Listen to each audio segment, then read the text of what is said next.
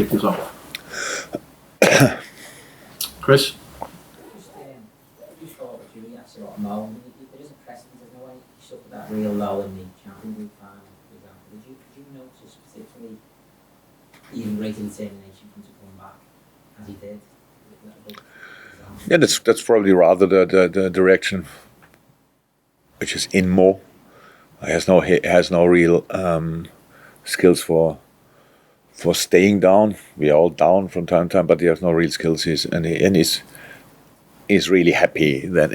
Not happy, but he's then really. It's kind of when you come back here, and it's like then everything is already what Birch said, fighting on all fronts, stuff like this for everything, and that's obviously then exactly how it should be.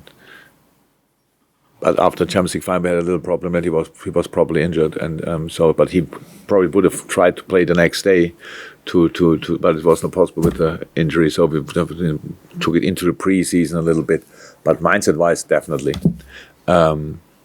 strike back now more than ever. This kind of mindset is for sure in him.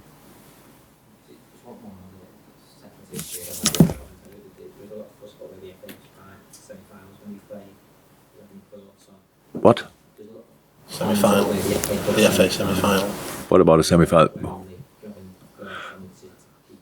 Oh, this wonderful issue that there's no trains. Or what?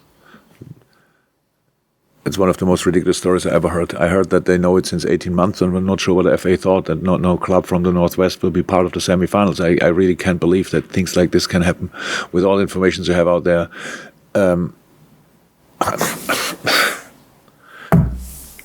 And I heard now the FA, whoever probably will do it as well, as I put on some coaches on the road. But what is it? Usually 4.5 hours to London.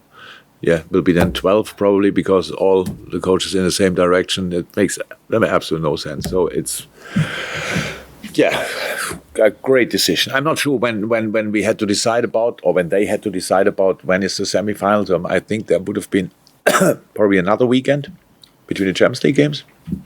So the City game would be our City game then. That would be funny. You move the City game for the City game. I don't know, but maybe then on that weekend at least all fans could have gone to Wembley, and now they can't, or get it more difficult. Or it's more difficult. On the other hand, how I know our people, they will find a way. I'm just really not happy that we have to make it, or somebody made it complicated for them. It should be easier to go and see your football team in a semi-final than the ways they have to choose now. Dave? Just on Sadio and Mo. In the past, there's been this sort of incorrect narrative, if you like, that they don't get on, that because there's competition between them. But I think we saw after the Africa Cup of Nations final, and again this time, Sadio was really respectful to Mo, saying he didn't want to celebrate because they are close. And I think that is the case, I believe, and obviously you see that. Yep. No doubt about it. They're not only close, they are well educated, they are good boys, they are good humans. That's why you do that. If imagine Sadio would consider themselves for sure as friends. So they probably have best friends somewhere, maybe it's here or it's at home or wherever. And this situation would be challenging even if it's your best friend. Imagine it's your brother, if you are very close with. You don't like your brother, then it's easy. But if you are really close with your brother, imagine that he plays for the other team and you have to play a final and one wins and the other lose. That's not a good situation for none of them, by the way. One can then obviously celebrate, but he knows he feels with the other. And I really thought Sadio dealt particularly well with it, to be honest. And I'm sure Mo appreciates that as well. So it's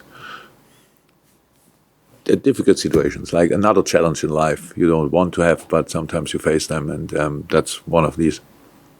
I think if they have a rivalry, it's actually a good competitive. Yeah, that's you play together in a team, and both want to score goals. That's normal, and we want them to score goals. And now there are situations when one doesn't see the other and finish the situation off, and then we can immediately say, "How did it happen? What's the reason for that?" The reason for that is not enough overview.